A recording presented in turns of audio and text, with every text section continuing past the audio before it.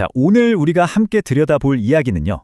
바로 주식 차트 그 너머에 있는 진짜 시장의 힘에 관한 겁니다. 과연 그게 뭘까요? 지금부터 그 비밀을 한번 파헤쳐보죠. 아니, 주가가 왜 이렇게 움직이지? 하고 생각해 보신 적 다들 있으시죠?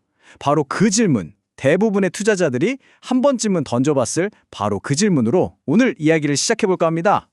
보통 우리가 주식을 볼 때 뭘 보죠? 가격, 그리고 거래량.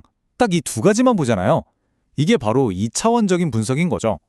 그런데 말이죠. 만약에 우리가 시장을 6개의 다른 차원으로 훨씬 더 입체적으로 볼 수 있다면 어떨까요? 자, 좋습니다. 그럼 먼저 왜 우리가 이 이차원적인 시각에서 벗어나야만 하는지 그 이유부터 한번 짚고 넘어가 볼게요. 도대체 왜 기존 방식이 이 복잡한 요즘 시장에서는 잘 안 통하는 걸까요? 생각해보세요. 가격이랑 거래량, 이 두 가지만 보고 투자하는 건요. 길이 딱 2개만 그려진 지도를 들고 낯선 도시를 돌아다니는 거랑 똑같아요. 당연히 더 큰 그림, 전체적인 맥락을 놓칠 수밖에 없겠죠. 그래서 이제부터 우리의 시야를 확 넓혀볼 시간입니다. 시장을 진짜로 보이지 않는 곳에서 움직이는 그 숨겨진 차원들이 뭔지 하나씩 제대로 정의해 보겠습니다.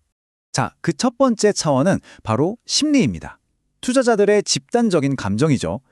희열감에 찼다가도 갑자기 극심한 공포에 빠지기도 하고 이런 시장의 전반적인 분위기를 읽는 거예요. 사실 이 심리라는 게 종종 예측 가능한 패턴을 만들기도 하거든요. 다음은 정책 차원인데요. 이건 중앙은행이 금리를 올린다거나 정부가 새로운 규제를 발표한다거나 하는 것들이죠. 이런 움직임 하나하나가 특정 산업의 판도를 그냥 통째로 바꿔버릴 수 있잖아요. 그러니까 이 변수를 놓치고서는 시장의 흐름을 제대로 읽는다고 할 수가 없겠죠. 자, 그리고 여기서 정말 재밌는 게 뭔지 아세요? 바로 이 실적 차원입니다. 이게 왜 중요하냐면 앞에서 말한 심리 차원에서 만들어진 온갖 이야기들, 그 내러티브가 진짜인지 아닌지 일종의 현실 검증 필터 역할을 해주기 때문이에요.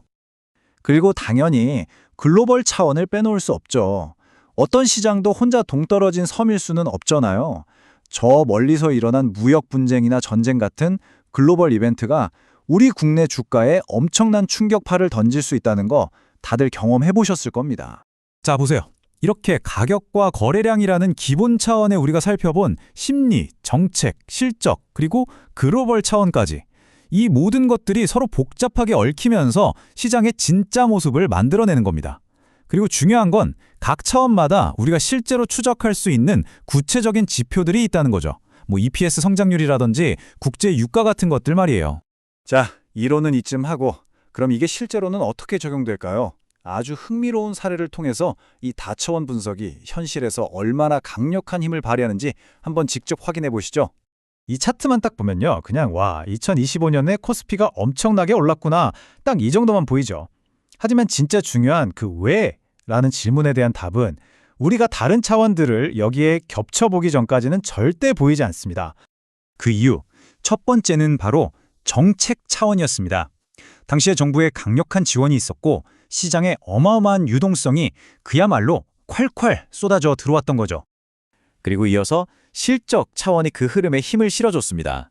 기업들이 시장의 예상을 훨씬 뛰어넘는 그야말로 어닝 서프라이즈를 계속 발표하면서 상승세에 대한 아주 단단한 펀더멘탈, 즉 근본적인 이유를 제공해 준 겁니다. 정책과 실적이 이렇게 받쳐주니까 마침내 심리 차원에 불이 확 붙었습니다.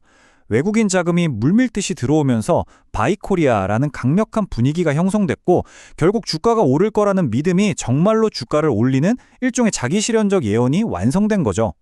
네, 정말 대단하죠? 그럼 이제 가장 중요한 질문이 남았습니다. 이렇게 강력한 분석들을 과연 우리는 어떻게 실제 내 투자 분석에 적용해 볼 수 있을까요? 결국 핵심은 이겁니다. 체계적인 프로세스를 따르는 것. 첫째, 지금 시장을 움직이는 가장 중요한 차원이 뭘까? 한 두세 개를 먼저 정하고요. 둘째, 그 차원들이 모두 같은 방향을 가리키고 있는지, 즉 정책도 실적도 심리도 다 상승을 말하고 있는지 확인하는 겁니다. 그리고 마지막으로 제일 중요한 거, 항상 객관적인 데이터로 내 생각을 검증하는 거죠.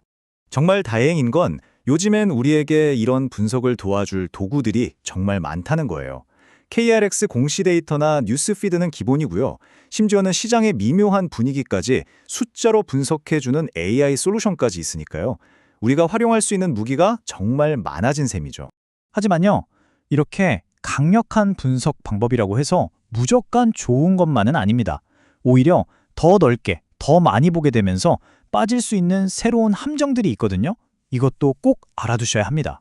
첫 번째 위험은 분석 마비입니다. 너무 많은 변수를 동시에 고려하려다 보니까 오히려 아무런 결정도 내리지 못하는 상태에 빠져버리는 거죠. 두 번째는 해석의 편향입니다. 이건 정말 무서운 건데요. 데이터가 많아지면 그 속에서 자기가 보고 싶은 것만, 자기 믿음을 뒷받침하는 증거만 찾아내기가 더 쉬워져요.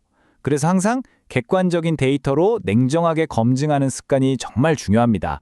그리고 마지막 세 번째 위험, 바로 내러티브 최면입니다. 어떤 스토리가 너무 강력하고 매력적이면 우리는 그 이야기에 그냥 빠져버려요.